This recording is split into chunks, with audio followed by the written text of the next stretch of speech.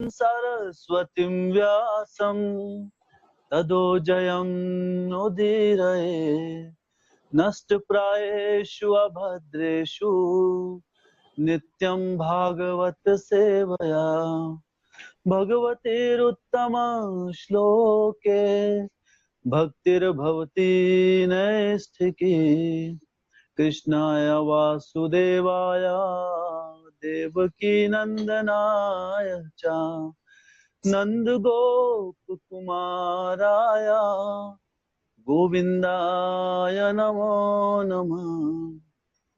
ॐ अज्ञानतिमिरान्धस्य ज्ञानाञ्जनाशलाकया चक्षुरुन्मिलितं येन तस्मै श्रीगुरुवे नमः। श्रीचैतन्यमनोभीष्टं स्थापितं येन भूतले स्वयं रूपा कदा मह्यं ददाति स्वपदान्तिकं वन्देऽहं श्रीगुरो श्रीयुतापदकमलं श्रीगुरोन् वैष्णवांश्च श्रीरूपं साग्रजातां सहगना रघुनाथान्वितं तं सजीवं साद्वैतं सावधूतं परिजना सहितं कृष्ण चैतन्य देवं श्रीराधा कृष्ण पादान् सहगना ललिता श्री विशाखान्वितंश्च नमो विष्णुपादाय कृष्ण पृष्ठाय भूतले श्रीमते भक्ति वेदांत स्वामी निति नामिने नमस्ते सरस्वते देवे गौरवाणी प्रचारिणे निर्विशेष शून्यवादी पाश्चात्य देशतारिणे नमो महावदन्याय कृष्ण प्रेम प्रदायते कृष्णाय कृष्ण चैतन्य नामिने गौरसे नमः। हे कृष्णा करुणा सिंधु दीनबंधो जगतपते गोपेशा गोपिका कांत राधा कांत नमस्तुते तप्त कांचन गौरांगी राधे वृंदावनेश्वरी वृषभानुसुते देवी प्रणमामि हरिप्रिये वाञ्छकल्पतरुभ्यश्च कृपा सिन्धुभ्य एव च पतितानां पावनेभ्यो वैष्णवेभ्यो नमो नमः। जय श्री कृष्ण चैतन्य प्रभु नित्यानंद श्री अद्वैता गदाधर शिवासादि गौर भक्तवृंद हरे कृष्णा कृष्ण कृष्णा हरे हरे हरे राम राम राम हरे हरे हरे कृष्णा कृष्ण कृष्णा हरे हरे हरे राम राम राम हरे हरे हरे कृष्णा कृष्ण कृष्णा हरे हरे हरे राम राम राम हरे हरे।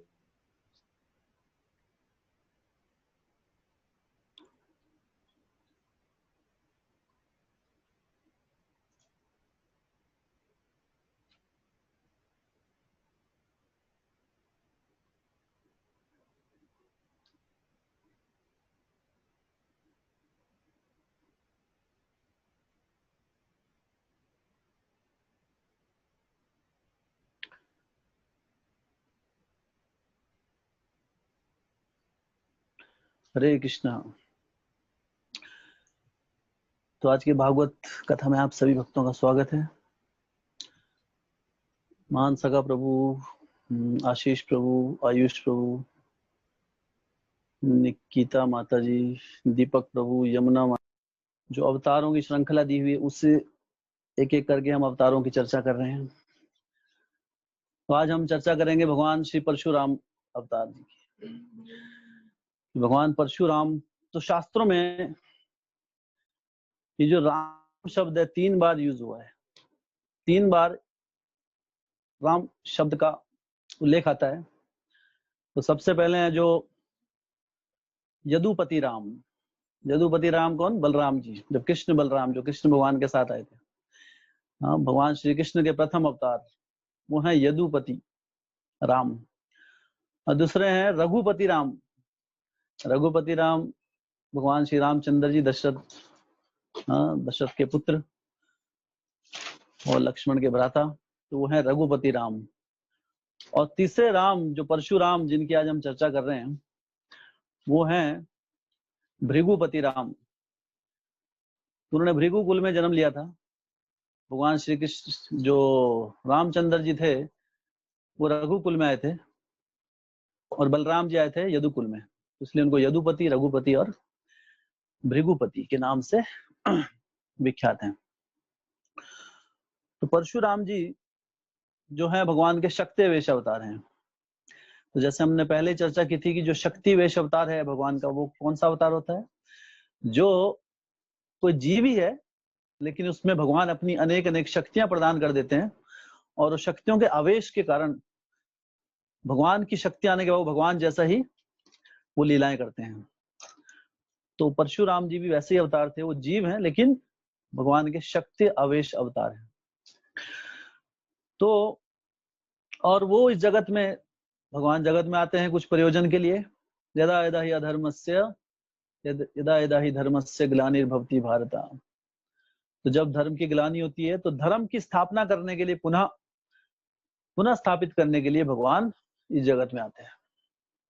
आप कितने भी उदाहरण लेंगे, भगवान ने अलग अलग अवतारों में धर्म की स्थापना करने के लिए जगत में आए। भगवान श्री कृष्ण आए जो कि स्वयं अवतारी हैं, लेकिन भगवान भी एक बार आते हैं ब्रह्मा जी के एक दिन में।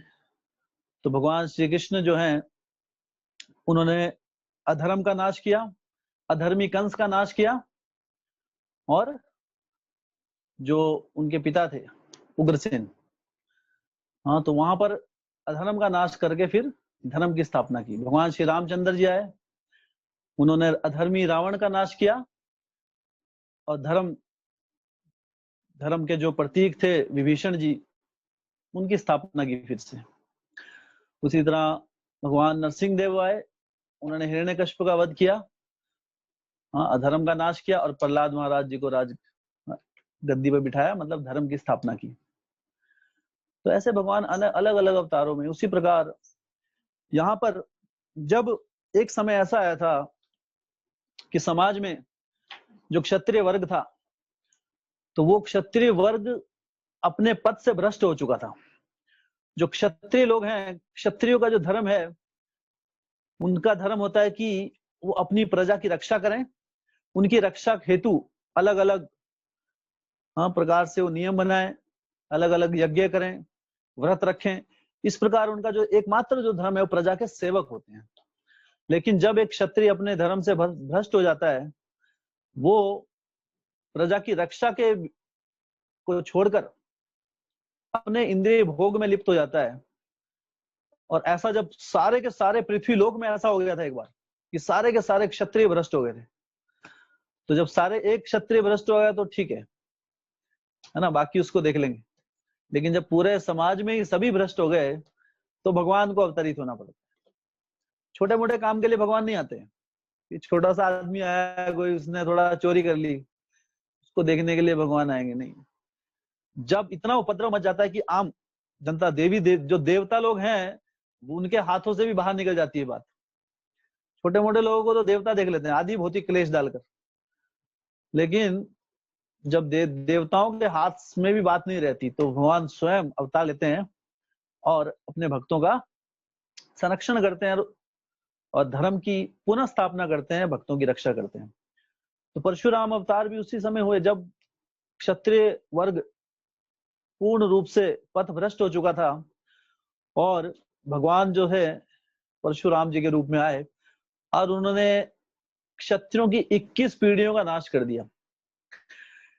पहले उन्होंने सारे क्षत्रियों का नाश कर दिया पूरी पृथ्वी पे, फिर उनके जो बच्चे थे उनको छोड़ दिया, बच्चों को नहीं मारा उन्होंने, राजा को मारा। फिर राजा बड़े हुए, फिर क्षत्रिय बने, राजगद्दी संभाली, फिर मार दिया। फिर उनको मार दिया तो उनके बच्चे आ गए, वो बड़े हुए, उनको मार दिया। तो ये चलता रहा 21 पीढ़ियों तक। तो 21 पीढ़ियों तक भगवान जो है उन्होंने क्षत्रियों का, इस पृथ्वी से क्षत्रियहीन कर दी थी पृथ्वी को। तो इसकी जो कथा की शुरुआत है, दरअसल श्रीमद् भागवतम के 9वें स्कंद में इसका परशुराम लीला के बारे में बहुत सुंदर 2 अध्याय हैं इसके ऊपर।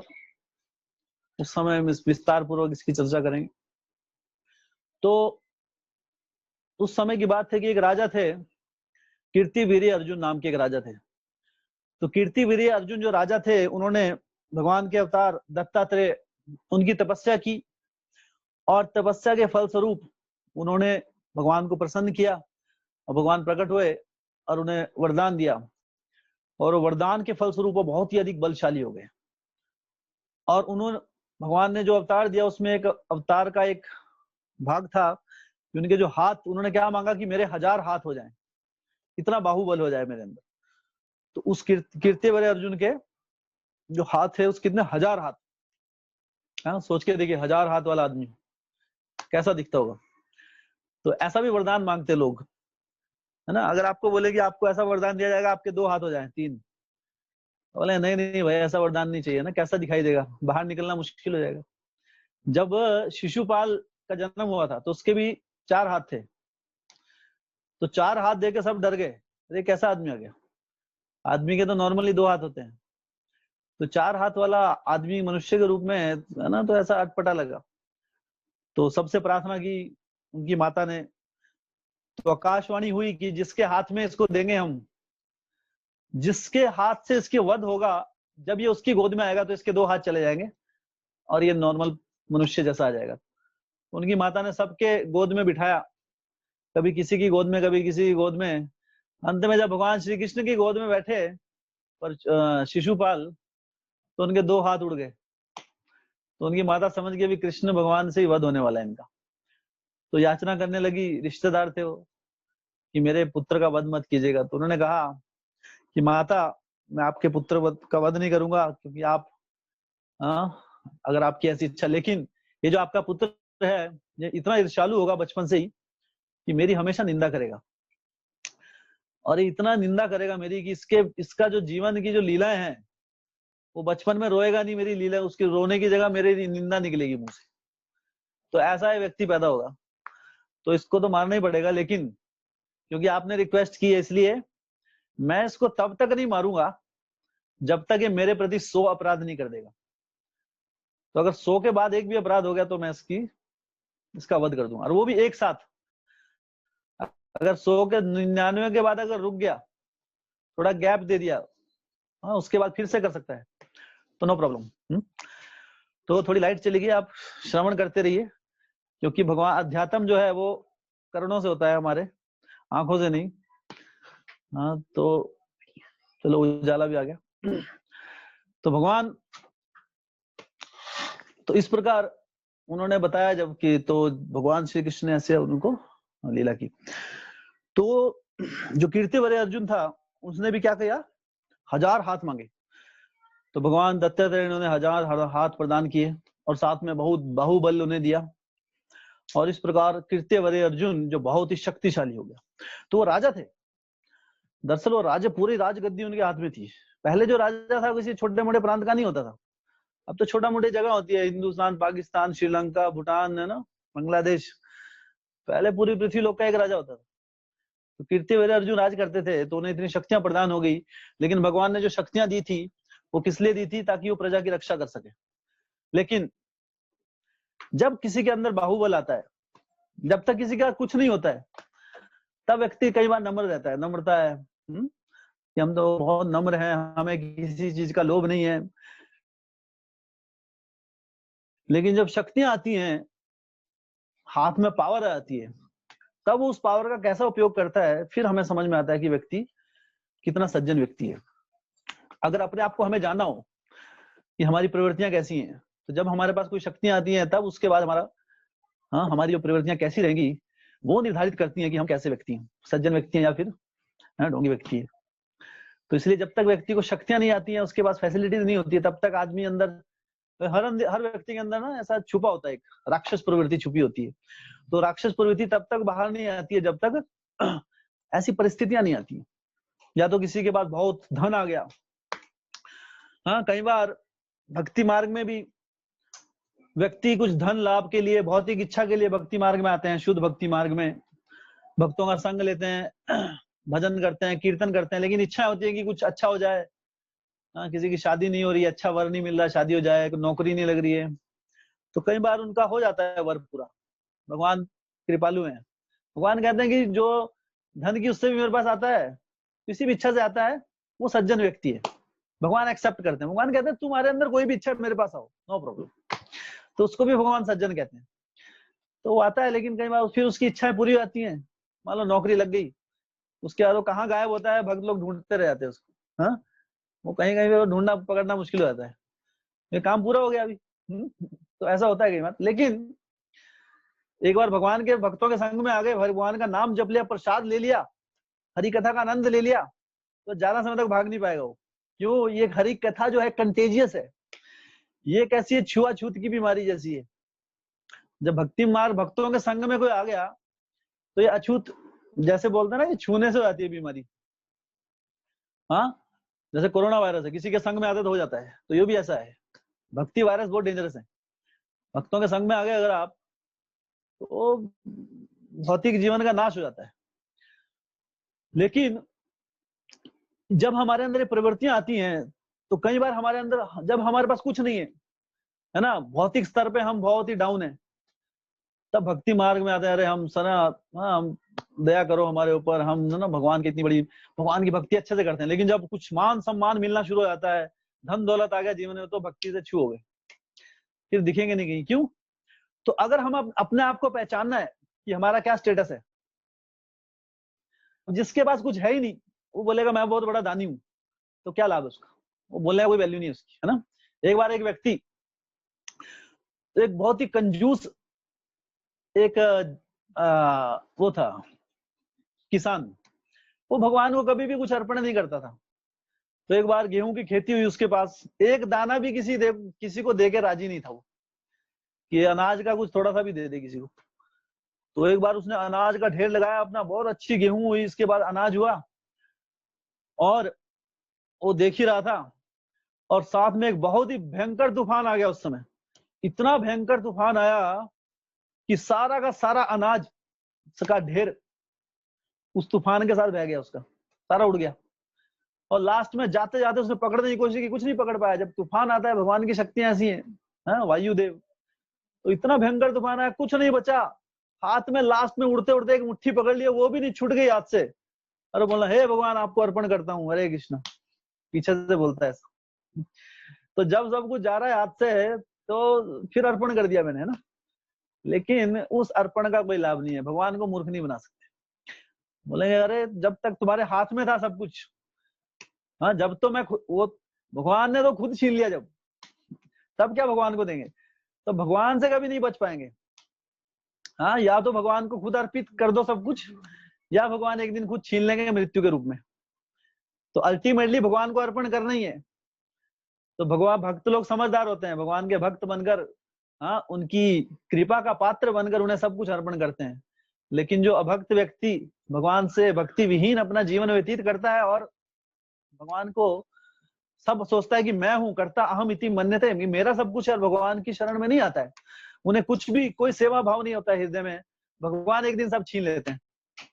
एक बार भगवान श्री कृष्ण, जब कंस मामा ने उन्हें बुलाया, हाँ, मथुरा में, कि अब हम मल्ल युद्ध के लिए, जब कृष्ण को इनवाइट किया गया अक्रूर जी को भेजकर, तो अर्जुन, तो सबसे पहले जब उन्होंने मथुरा नगरी में प्रवेश किया भगवान ने, जब ये लीला हुई थी कंस को मारने से पहले, तो जब वो लीला हुई तो उस समय भगवान धोबी घाट पे गए सबसे पहले। तो अलग अलग लोगों से मिले वो, तो धोबी घाट था, तो धोबी घाट पे वहां पे एक धोबी था, और वो धोबी कौन था? वो कंस का धोबी था, प्राइवेट धोबी, तो कंस के कपड़े धोता था वो। तो भगवान ने कहा, कृष्ण बलराम गए वहां पे, तो कृष्ण बलराम जी ने कहा कि अरे धोबी, कि अभी हम आए, हम तो वृंदावन से आए, वृंदावन में तो हम कुछ नहीं पहनते हैं, है ना, अपनी धोती होती है, एक पीताम्बर, और एक फूलों जंगली पत्ते फूलों की माला होती है। भगवान ऐसे रहते हैं वृंदावन भाव में अपने। तो बोलते अभी मथुरा में आए, थोड़ा कंस के सामने जाना है, थोड़ा अपने कपड़े दे दो। तो अभी भगवान का तो सब कुछ है, सब कुछ भगवान का है, लेकिन व्यक्ति अभिमानवश सोचता है कि अरे मेरा है, हाँ, और भगवान को देने में भी हम संकोच करते हैं। हाँ, एक बार एक व्यक्ति कहता है कि अरे भगवान श्री कृष्ण देखिए, भगवान की 16,108 पत्नियां थी, हाँ, तो देखिए भगवान कैसे व्यक्ति हैं, 16,108 पत्नियां रखी उन्होंने, और देखो मेरी सिर्फ एक पत्नी है, तो कौन हुआ महान? नहीं हुआ भगवान।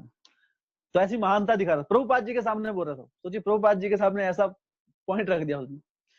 तो प्रभुपाद जी ने कहा कि इस दुनिया की जितनी भी स्त्रियां हैं, स्त्री पुरुष सब भगवान की संपत्ति है, और तुमने एक चुरा ली उसमें से, तो चोर कौन हुआ? तुम हुआ क्या भगवान? हाँ, सब कुछ भगवान का है और तुमने एक चुरा के ले गए। तो भगवान का जो कि हर चीज, इस दुनिया का हर चीज भगवान की है। हाँ, हर व्यक्ति का हृदय जो है, उसके हृदय में जितनी ऊर्जा भगवान के लिए, उनकी सेवा के लिए, चाहे स्त्री हो चाहे पुरुष, वो भगवान की संपत्ति है। तो जब धोबी से भगवान ने मांगा कि अरे मुझे हमें थोड़ा कपड़े दे दीजिए ताकि हम थोड़े कपड़े पहन लें, है ना, एक महल में जाना है उस प्रकार के। तो धोबी ने साफ मना कर दिया, अरे तुम जानते हो कपड़े किसके हैं? ये कंस महाराज के हैं। तो भगवान सोच रहे हैं जैसे बहुत बड़े आदमी का नाम ले लिया, इतना नीच आदमी है, इतने सम्मान से नाम ले रहे हो। अरे मेरे कंस महाराजा का है, और कंस महाराज जो है इतने बलशाली, इतने समृद्धिवान, उनके कपड़ों की तरफ नजर डालने की आपकी हिम्मत भी कैसे हुई? तो सोचिए वो व्यक्ति कितना अभागा था कि भगवान स्वयं आके उससे कुछ मांग रहे हैं।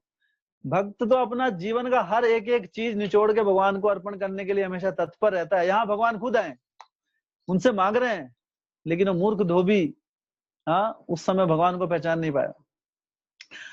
शास्त्र बताते हैं कि वो जो धोबी था उसने कई कई जन्मों तक पिछले भगवान को पाने के लिए उसने तपस्या की थी। तो भगवान को पाने के लिए तपस्या करने के बाद उसका तपस्या का फल मिला अभी द्वापर युग में। तो भगवान आए, भगवान मिलने भी आए, इतनी तपस्या की थी उसने। तो भगवान ने कहा कि जो मेरा भक्त होता है मैं उसको, तुमने इतनी तपस्या की तो मैं आ गया अभी। लेकिन क्योंकि उसने कंस का संग लिया था, तो कंस रूपी ऐसे राक्षस प्रवृत्ति के व्यक्ति का कुसंग लेने के कारण जो इतनी सारी तपस्याओं का जो फल था, उस तपस्या जो उसने की थी भगवान को पाने के लिए, तो इतने वर्ष तक, इतने जन्मों में उसे याद था कि भगवान को पाना है, भगवान को पाना है, हर जन्म में याद होता था। लेकिन कुसंगति का असर देखिए, कंस की कुसंगति पाकर जब भगवान स्वयं आए तो भगवान को ही भूल गया भगवान कौन है। तो ये है कुसंगति का असर। इसलिए कहते हैं कि अवैष्णव जो है, भगवान श्री चैतन्य महाप्रभु कहते हैं कि असत संग त्याग अवैष्णव आचार। जो वैष्णव का आचार है वो क्या है? वैष्णव का आचरण क्या होता है? वो असत संग का त्याग करता है। कई बार इसलिए कहते हैं वैष्णव क्रिया मुद्रा विज्ञा ना बुझाए। कई बार व्यक्ति सोचते हैं कैसे होते हैं वैष्णव, है ना, दूर दूर रहते हैं सबसे। नहीं, दूर नहीं रहते। आप भक्ति मार्ग कीजिए तो भक्त लोग तो पीछे पड़ जाएंगे आप। लेकिन हाँ, जहाँ कुसंगति है, जहां पर सुनने को इधर उधर की चीजें, चुगलियां मिलनी है, तो भक्त थोड़ा डिस्टेंस रखते हैं। तो वो स्वभाव है, वो भगवान उससे प्रसन्न होते हैं। अन्यथा वो जो है वो दुष्प्रभाव हमारे ऊपर भी पड़ जाता है, जैसा उस धोबी के ऊपर पड़ गया। तो भगवान ने क्या किया, उसको इतना अभिमान आ गया, भगवान ने अपनी एक कुछ नहीं लिया। भगवान श्री कृष्ण की एक स्पेशलिटी थी, जब भगवान अलग अलग अवतारों में आए, भगवान श्री रामचंद्र जी आए, उनके बाद धनुष तीर होता था, तो राक्षसों का धनुष और तीर से वध किया करते थे। उसी प्रकार भगवान नरसिंह देव आए, उन्होंने भी अपने नाखूनों का उपयोग किया था हिरण्यकश्यप को मारने के लिए। अभी जो आज हम लीला का श्रवण कर रहे हैं, परशुराम जी, उन्होंने अपने बर्छे से सबका वध किया था, उनका संहार किया था। तो ऐसे अलग अलग उसमें भगवान ने कुछ ना कुछ अस्त्र यूज किया था। लेकिन भगवान श्री कृष्ण ने कोई अस्त्र नहीं किया यूज। भगवान जब आए थे वो ऐसे ही मतलब हाथ पैर से ही वो राक्षसों का वध कर दिया थे। तो उन्होंने अपनी एक उंगली उठाई और उंगली से थोड़ा गले में ऐसे चला दिया, और ऐसे चलाया तो उसका धड़ से सर से धड़ अलग हो गया। तो भगवान ने उसका वहीं पर अंत कर दिया कि ये राक्षसी प्रवृत्ति इसके अंदर आ गई है। तो अभी ये देखो, अब आप कोई सोचेगा अरे भगवान, देखिए भगवान ऐसा कैसे कर सकते हैं किसी के साथ। लेकिन भगवान की जो है, भगवान को अगर आप तत्व रूप से नहीं समझेंगे तो भगवान के लिए उल्टा पुल्टा समझ जाएंगे। क्योंकि वो व्यक्ति भगवान एक कुसंगति में जाकर भगवान के प्रति अपराध का उसका फल उसके हृदय में प्रवृत्ति जाग गई थी। और ऐसा अगर वो और जीवन जीता तो और अधिक वो इस भौतिक जगत में काल चक्कर में फंसता रहता।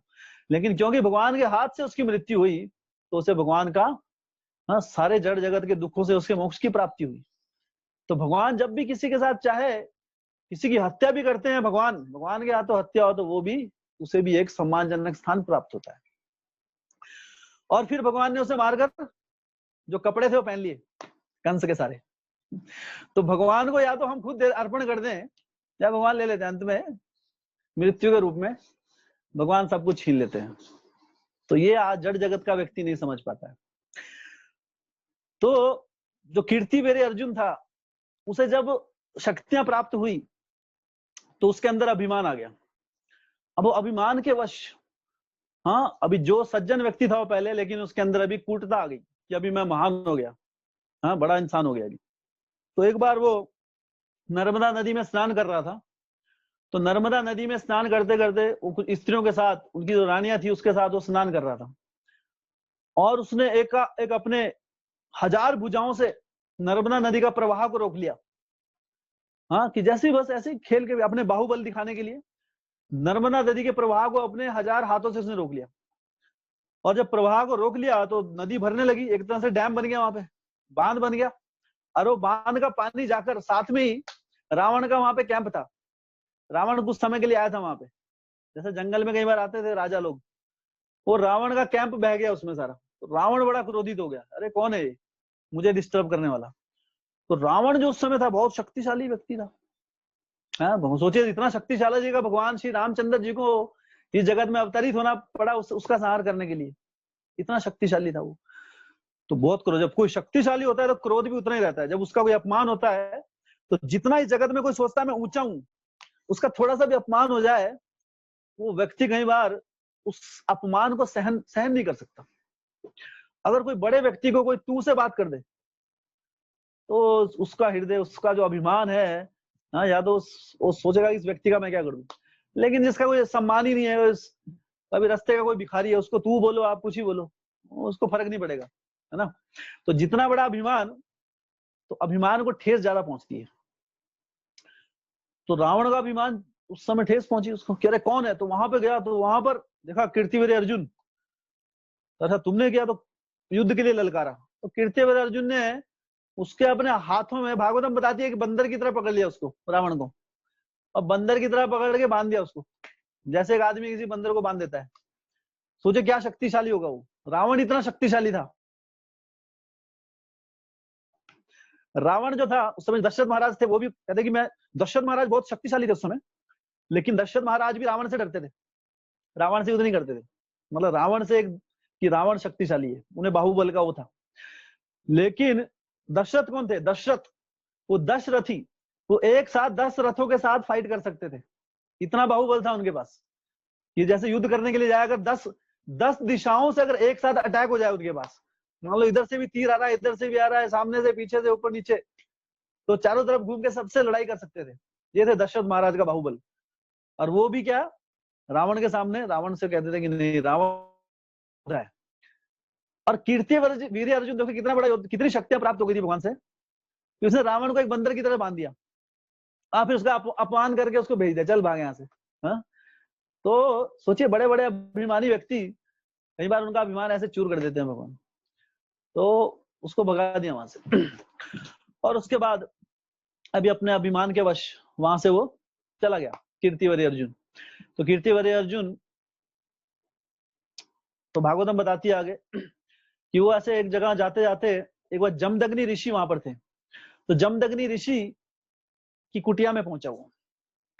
तो जमदग्नि ऋषि की कुटिया में जब पहुंचा तो वहां तो छोटी सी कुटिया थी, और कीर्तिवीर्य अर्जुन अपने सेनाओं के पूरा सेनाओं का सारे के सारे, मतलब सेना भी साथ में लेके चल रहा था उस समय। तो जो ब्राह्मण थे जमदग्नि ऋषि, उन्होंने कहा कि आप आइए, हे राजन, आप राजा हैं, आपका मैं आदर सत्कार करना चाहता हूँ, भोजन की व्यवस्था करता हूँ। तो जमदग्नि ऋषि ने कहा, उन्होंने कीर्ति अर्जुन ने कहा कि ऋषिगण आपके पास तो कुछ नहीं, एक कुटिया है और मैं अकेला नहीं हूँ, एक आदमी को तो चलो आप संभाल लेंगे, मेरे हजारों हजारों सैनिक भी मेरे साथ में है, उनका आप कैसे करेंगे सत्कार। मैं कहा कि नो प्रॉब्लम, कोई समस्या नहीं है, क्योंकि जो ऋषिगण है उनके पास अनेकों अनेक शक्तियां होती थी।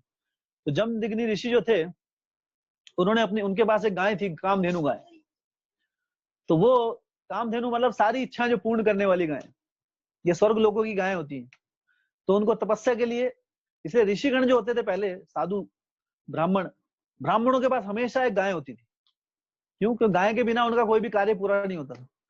सारे जितने भी आहुतियां लगती हैं हमारे यज्ञ में, अनेक अनेक कर्म करने के लिए, उसमें गाय के जो पंचगव्य बहुत ही महत्वपूर्ण होता है। गाय का दूध, गाय का गोबर, गोमूत्र, तो ये जो चीजें हैं इससे ही सारे, इसके बिना यज्ञ की पूर्ति नहीं होती। इसलिए गाय को इतना पवित्र माना जाता है। जो गौ माता है उसे माता का रूप दिया गया है, क्योंकि अगर उनके बिना कोई यज्ञ नहीं हो पाएंगे। अगर यज्ञ नहीं होंगे तो भागवतम कहती है, श्रीमद भगवत गीता में लिखा है कि अगर यज्ञ नहीं होंगे तो वर्षा नहीं होगी, वर्षा नहीं होगी तो अनाज नहीं होगा, और अनाज नहीं होगा तो प्राणी जीवित नहीं रह पाएंगे। तो अल्टीमेटली यज्ञ से होता है सब कुछ, और यज्ञ करने के लिए गौ माता, इसलिए गाय को माता का स्थान दिया गया है। तो इसलिए गाय की रक्षा करना, उन्हें सम्मान देना हमारा धर्म है, क्योंकि सारी जो कृपा है उन्हीं की उससे हमारे को मिलती। तो जब जमदग्नि ऋषि ने उस समय अपनी योगिक शक्तियों से, सिद्धि से इतनी व्यवस्था करी वहां पर कि सारे के सारे राजा के जो सैनिक गण थे उन सबके लिए पूर्ण रूप से, मतलब इतनी कि महलों में भी इतना सत्कार नहीं होता था राजा का, इतनी अच्छी व्यवस्था कर दी। और राजा के जो सभी सैनिक थे, है ना, उसके जो पार्षद थे, और राजा इतने संतुष्ट हुए। लेकिन जो कीर्तिवीर अर्जुन था उसके हृदय में ईर्ष्या आ गई कि अरे मैं इतना बड़ा राजा हूं, मेरे पास भी इतनी फैसिलिटी नहीं है, और एक झोपड़ी में रहने वाला एक ऋषि है छोटा सा, हाँ, और इसके पास इतनी फैसिलिटी, मुझसे भी ज्यादा। तो उसके पास, उसको पता लगा कि इसका कामधेनु गाय है। बोलते कामधेनु गाय मुझे चाहिए भी, है ना। तो ये होता है व्यक्ति, जब व्यक्ति जगत में अपने से उच्च देखता है किसी को, तो उसके हृदय में ईर्ष्या आ जाती है। ये है इस जगत का नियम, इस जगत का। इसलिए कई बार व्यक्ति मान सम्मान धन दौलत इस चीज के लिए पीछे भागता रहता है कि मेरा सम्मान होगा। दरअसल सम्मान नहीं होता है, आप अपने लोगों को अपने प्रति ईर्ष्यालु बना रहे हैं। हाँ, कि अरे मेरा पूरी सिटी में मेरा सबसे ऊंची बिल्डिंग मेरी होनी चाहिए। हाँ, तो आप सोचेंगे मेरा सब लोग मेरा सत्कार करेंगे, बोलेंगे वाह वाह। नहीं, वाह वाह नहीं करेंगे, वो दुआ करेंगे कब बिल्डिंग गिर जाए, बिजली गिर जाए इसके ऊपर। तो ये चेतना होती है लोगों की, ये भावना है। क्योंकि हर व्यक्ति, हाँ, सिर्फ भक्त किसी का बुरा नहीं चाहेंगे, क्योंकि भगवान को, उसको पता है कि सब कुछ भगवान का दिया हुआ है। अगर इसे अच्छा दिया वो भी भगवान की कृपा है, तो उसकी अच्छाई में भगवान की कृपा को देखता है भक्त, और भगवान की कृपा का हमेशा सम्मान करता है। इसलिए जो भक्त होता है वो क्या होता है, निर्मत्सर नाम, उसके हृदय में कोई मत्सर नहीं होता है, वो पूर्ण रूप से किसी के प्रति ईर्ष्यालु नहीं होता है। तो इस जगत में ये नियम है, हर व्यक्ति। तो अगर हम, है ना, जैसे बड़े बड़े सितारे होते हैं जड़ जगत के, सिनेमा सितारे या क्रिकेट सितारे, वो सोचते हैं कि अरे हम, तो सबका एक सपना होता है कि हम भी ऐसे बने, हमारी वाह वाह करें सब। नहीं, व्यक्ति क्या, जब तक उनका मनोरंजन ले रहे हैं तब तक ठीक, जिस दिन उनका मनोरंजन आना बंद हो गया तो उनके अनेक टिप्पणियां होंगी उनके प्रति। हाँ, तो सब सेल्फिश डिजायर होती है, सबको अपना चाहिए, अपना भोग, सब अपने लिए जीते हैं। अहम ममेति, ये है भौतिक चेतना। लेकिन आध्यात्मिक चेतना क्या है, पर दुख दुखी। जो भक्त है वो दूसरों के दुख का वो अपना दुख समझकर इस जीवन में सबकी भलाई के लिए सारे कार्य करता है, अपना जीवन को भी, हाँ, कई बार वो कष्ट में डालकर दूसरों की भलाई के लिए जीता है। तो यह है भक्ति मार्ग का लक्ष्य। भक्ति मार्ग इसलिए नहीं है मनोरंजन के लिए नहीं है। भक्ति मार्ग की जो हमारी जो चेतना है वो कैसी होनी चाहिए, हाँ, पर दुख दुखी, दूसरे के दुख का अपना दुख समझना। तो यहाँ पर कीर्तिवीर अर्जुन के अंदर अनेक, उसके हृदय में क्या आ गया, ईर्ष्या की भावना आ गई। कह रहे इस छोटे से ऋषि के पास इतना कुछ, और मैं तो राजा हूं, तो एक कामधेनु गाय मेरे पास होनी चाहिए, इसके पास नहीं। तो उन्होंने कहा जमदग्नि ऋषि को कि अरे राजा, हे ऋषिगण, ये गाय मुझे दे दीजिए आप, है ना, कि मैं राजा हूं। तो उन्होंने कहा कि अरे ये गौ माता तो मुझे मेरे सारे यज्ञों के लिए यही तो मेरी एक संपत्ति है, तो एक ऋषिगण है, भगवान की पूजा के लिए मुझे चाहिए, मैं गौ माता को आपको नहीं दे सकता, आप इसके अलावा जो मर्जी मांग लीजिए। तो जब ऐसा मना करने के बावजूद भी, तो जो उदंड व्यक्ति होता है वो अभिमान के वश ये नहीं समझता कि क्या सही है क्या गलत है। तो ऋषिगण जब उन्हें तो ऋषि ने मना कर दिया। उसके बाद तो जब व्यक्ति को कोई प्यार से कोई बात नहीं बनती है, तो एक राक्षस प्रवृत्ति का व्यक्ति उससे बलपूर्वक अपने लिए ले जाने की सोचता है, कि बल के वश में से। तो और वो बलपूर्वक उसने सुरभि माता का हरण कर लिया और सुरभि माता को ले गया और चला गया वहां से। और कुछ समय बाद जो जमदग्नि ऋषि थे, उनकी कुटिया में उनके पुत्र का आगमन हुआ। और पुत्र कौन थे? भगवान श्री परशुराम जी। तो परशुराम जी को जब पता लगा कि इस प्रकार की लीला हो गई यहाँ पीछे मेरे थोड़े, मैं थोड़ा इधर क्या गया, पीछे से जमदग्नि ऋषि जो थे उनके कीर्तिवर अर्जुन गाय को ले गया उठा के, तो बड़ा अपमान महसूस किया, अपमानित भी हुए, फील हुआ। और अपने जो इस प्रकार वो जिस प्रकार उदंड उसे दंड देने के लिए, क्योंकि भगवान के अवतार थे, दुष्टों का संहार करने के लिए आए थे, तो उस समय परशुराम जी पूर्ण रूप से क्रोधित हो गए। और उस क्रोध के वश में अगर उन्होंने अपना बर्छा उठाया, तो जैसे भगवान के अलग अलग अवतारों में उनके अलग अलग, जो जैसे भगवान श्री रामचंद्र जी का धनुष था, तो उसी प्रकार उनका क्या था? बर्छा, एक कटार। जैसा आपने देखना कि पहाड़ में लोग रखते हैं, वो अगर आप कहीं पहाड़ की तरफ जाएंगे तो वो अगर आपको गिफ्ट देंगे, वो बर्छा देते हैं कि बर्छा लीजिए आप, पता नहीं क्यों देते हैं, किसको काटना है, लेकिन उनका वो उपहार देते हैं। वो अगर पहाड़ में राजगढ़ साइड आप कहीं जाएंगे, वो बर्छा देते हैं, तो क्यों? उनका वो प्रतीक है कुछ, है ना, मतलब सम्मान का प्रतीक होता है। तो परशुराम जी का शायद इसलिए देते होंगे कि परशुराम के भक्त होंगे, मुझे नहीं अच्छे से मालूम नहीं है, शायद इसलिए देते होंगे, मैंने देखा था। तो परशुराम के भक्त भी हो सकते हैं, इसलिए बर्छा देते हो। लेकिन क्या है कि हिमाचल में बहुत प्राणी हत्या भी होती है, ऊपर की तरफ रिवाज है उस, तो वो भी हो सकता है। तो जो बर्छा लेकर परशुराम जी निकल गए और जाकर सीधा जाके कीर्तिवर अर्जुन के साम्राज्य में जाकर उनको ललकार दिया। और कीर्तिवर अर्जुन जानता था कि परशुराम कोई आम व्यक्ति नहीं है, तो पूरा डर गया उस समय। तो सोचिए, रावण को बंदर की तरह बांधने वाला व्यक्ति परशुराम जी से डर रहा है, अभी कांप रहा है। और उसने, कहते हैं कि भागवतम कह रही है कि उसने अपनी 17 अक्षौणी सेना वहां पर भेज दी। 17 अक्षौणी सेना मतलब उसमें 17 लाख तो सैनिक थे, और फिर कितने लाखों लाखों घोड़े, उतने हाथी, उतने रथ। तो अक्षौणी इसका कुछ कैलकुलेशन है शास्त्रों में। 17 लाख सैनिकों के साथ, तो सोचिए एक आदमी के लिए कोई आदमी कितना भेजेगा? अब एक आदमी को पकड़ना है, 2 4 5 10, इससे ज्यादा नहीं भेजेगा ना, है ना, वो 10 की जरूरत भी नहीं होती है ना। लेकिन उसने कितना भेजा? 17 लाख अक्षौणी सेना। और वो ऐसे छोटे मोटे योद्धा नहीं, हाँ, सब महारथी लोग, और हाथी घोड़े से सुसज्जित होकर। तो ये है, जब भगवान आते हैं तो उनका एक अलग ही स्टाइल होता है। तो जैसे डर इस दुनिया में, भय तो सबसे होता है आदमी, लेकिन जब भगवान से कोई भय करता है तो वो भय भी भयानक होता है। तो भय भी भगवान से भयभीत हो जाता है। तो परशुराम जी ने अपना इस रूप से, हाँ, अपने इस अवतार से प्रदर्शित किया। तो कीर्तिवर अर्जुन ने 17 अक्षौणी सेना वहां पर भेज दी। और बताया, भागवतम बताती है उस समय कि किस प्रकार ये लड़ाई हुई।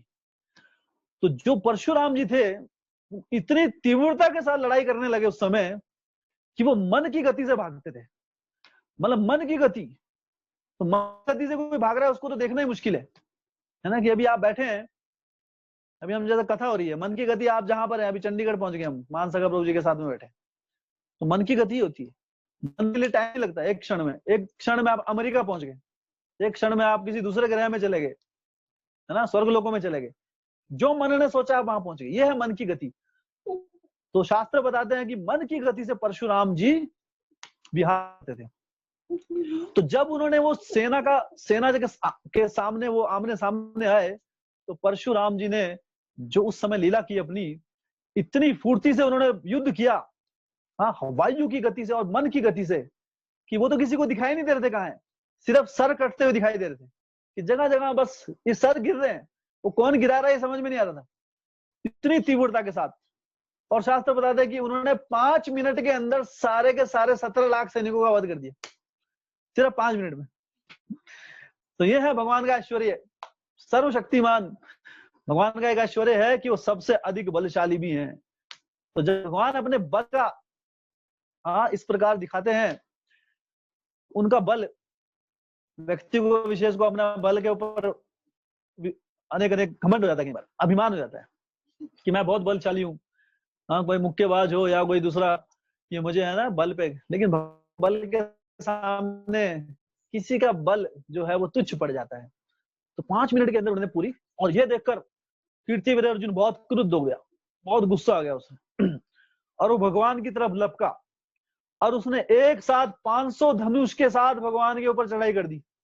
तो 1000 उसके हाथ थे, तो 500 हाथ में तो उसने धनुष पकड़ा और दूसरे 500 हाथ से तीर और भगवान की तरफ चला दिया। तो सोचे 500 तीर एक साथ, और फिर शास्त्र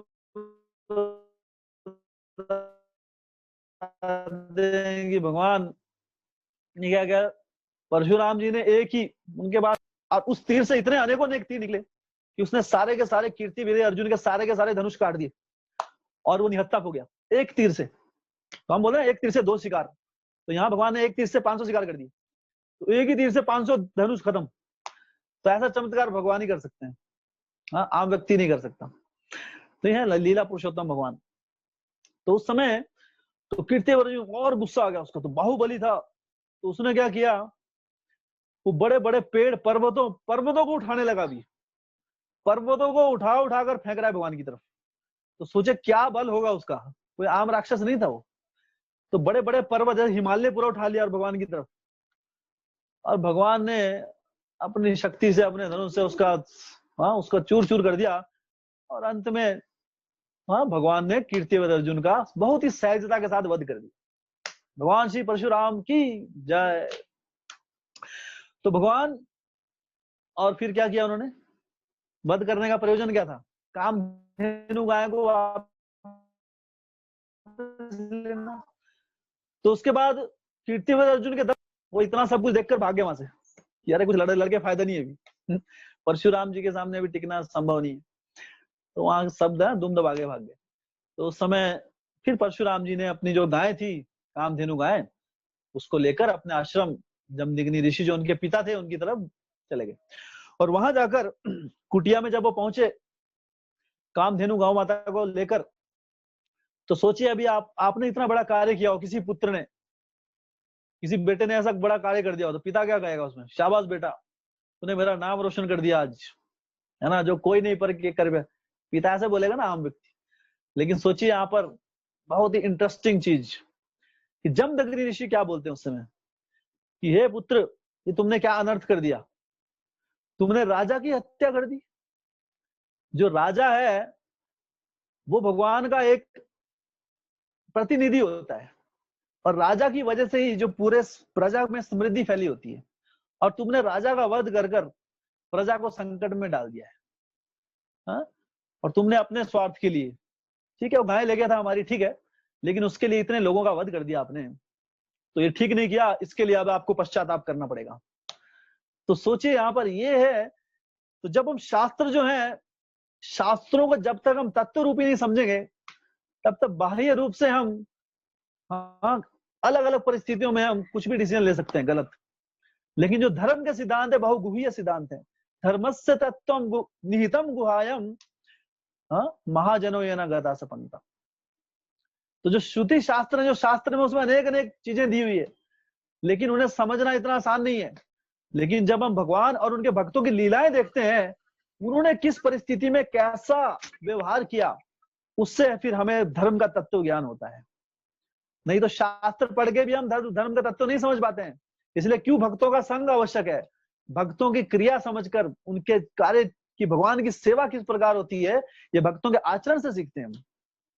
इसलिए जो आचार्य है, जो एक भक्त है, जो गुरु है, वो अपना आचरण में उसे शास्त्रों को लाना बहुत आवश्यक है, क्योंकि आचरण महत्वपूर्ण होता है बहुत।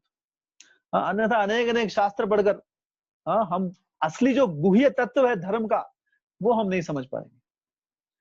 धर्मस्य तत्वम निहितम गुहाया में बहुत ही सीक्रेट है, और ये कहाँ पे छुपा हुआ है, महाजनों के हृदय में। इसलिए क्या महाभारत क्या कह रही है, महाजनों ना गता सपंता नास्यो ऋषि यस्य मतलब तत्वम निहितम गुहायम महाजनों ना गता सपंता, ये हमें महाजनों की शरण जानी। तो यहाँ पर जमदग्नि ऋषि इस प्रकार का उदाहरण प्रस्तुत कर रहे हैं, क्योंकि धर्म के सिद्धांत, कई बार हम भगवान की लीलाएं ऐसे नहीं समझ पाते हैं, हम कहीं सीधा ही भगवान की लीलाओं पे पहुंच जाते हैं कि भगवान ने ये लीला की। भगवान की लीलाओं को क्या समझेंगे हम, इस 50 ग्राम के दिमाग से भगवान ने क्या लीलाएं की हैं, भगवान की लीलाओं को हम छू तक नहीं पाएंगे। लेकिन व्यक्ति को अपना मनोरंजन चाहिए, सीधे भगवान की लीलाओं पे पहुंच जाते हैं और अनेक अनेक भगवान पे टिप्पणियां भी करने लग जाते हैं। आजकल कलयुग में ऐसी परिस्थिति आ गई है कि व्यक्ति शास्त्रों का अध्ययन नहीं करते। पहली बात तो जो बड़े बड़े गुरु हैं, जो भागवतम की व्यासपीठ पर बैठते हैं, लेकिन शास्त्रों का पूर्ण रूप से ज्ञान नहीं होता है, और जो भी अर्जित किया वो बिना अपरंपरागत वो ज्ञान ग्रहण करते हैं। और धर्म के जो गुह्य तत्व होते हैं, तत्व ज्ञान, उसका ज्ञान कभी तक जनता तक नहीं पहुंचाते हैं। सिर्फ ऊपर ऊपर के रूप से आप कभी देखिए, टीवी में कभी भागवत सुनिए आप, तो मैं किसी व्यक्ति विशेष का नाम नहीं लेना चाहता हूँ, लेकिन आप देखिए वो कभी उसमें भागवतम मिलेगी नहीं आपको कहीं। इधर उधर घर गृहस्थी की बातें होंगी उसमें, देशभक्ति की बातें, ये वो। अरे भागवतम में कहा व्यास देव जी ने देशभक्ति लिखी है? कहाँ ग्रह गृहस्थी की ये चीजें लिखी है उसमें? हाँ, तत्व ज्ञान नहीं दिया जाता है। सबसे बड़ा जो समस्या है, इसीलिए कलयुग का पतन हो गया, क्योंकि ब्राह्मण लोग पथभ्रष्ट हो गए। जब ब्राह्मण, हाँ, क्योंकि जब एक अयोग्य व्यक्ति व्यासपीठ पर बैठ जाए, ये बहुत ही महत्वपूर्ण है मैं जानने के लिए। क्यों जानने के लिए महत्वपूर्ण है? क्योंकि ये मनुष्य का जीवन बहुत महत्वपूर्ण है। इसे हम देखते हैं अभी कितने बड़े बड़े धर्म गुरु जेल के अंदर हैं। ये तो हमको हमने देख लिया कि जेल में है, लेकिन बहुत ऐसे हैं जिनका हमें पता नहीं है अभी। उनमें से भी होंगे जो भविष्य में होगा उनके साथ भी कभी, है ना? अगर जो पथभ्रष्ट हैं, सबकी बात नहीं कर रहा हूं, तो इसलिए धर्म के तत्वों को समझना बहुत महत्वपूर्ण है। यहां पर इस परिस्थिति को देखिए आप कि यहाँ परशुराम जी जब इतना कुछ करके आए, तो कोई भी व्यक्ति कहता जड़ जाए कि अरे कितना बड़ा काम किया। जमदग्नि ऋषि उनको डांट रहे हैं। क्यों? क्योंकि धर्म के अगेंस्ट है। पहले जो ज्ञान दिया जाता था, माता पिता का धर्म होता था कि अपने बच्चों को धर्म के सिद्धांतों को सिखाया जाए, ना कि भाई की मेरी इंद्रिय तृप्ति के लिए आप कुछ नहीं कर दिया, रहे मेरे लिए गाय लेके आ गया वापिस।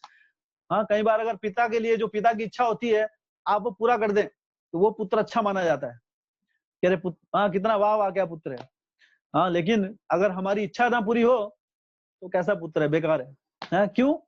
क्योंकि अपने इंद्रिय भोग को सर्वोपरि मानकर हम आकलन करते हैं कि क्या सही क्या गलत है, लेकिन धर्मों को साक्षी मानकर हमें सही गलत की पहचान करनी चाहिए, ना कि ये मानकर कि मुझे क्या अच्छा लग रहा है, जो मेरे लिए अच्छा करेगा वो सही है और जो मेरे लिए अच्छा नहीं करेगा वो गलत है। श्रीमद् भगवत गीता कहती है कि जो शास्त्र है, शास्त्र के प्रमाण को मानकर हमें तस्मात् शास्त्रम प्रमाणम ते कार्य अकार्य व्यवस्थितो, कि शास्त्र के प्रमाण से हमें क्या करना है, क्या कार्य है, क्या अकार्य है, ये व्यवस्थित करना चाहिए, ना कि अपने इस बुद्धि से।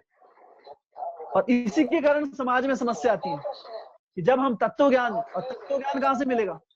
भगवान कहते हैं कि जब हम परंपरागत इस ज्ञान को ग्रहण करते हैं, गीता में भगवान कह रहे हैं कि तद विद्धि प्रणिपाते न परिप्रश्ने न सेवया उपदेक्षन्ति ते ज्ञानम ज्ञानिनः तत्वदर्शिनः, कि जो तत्वदर्शी है उससे आपको ज्ञान लेना है।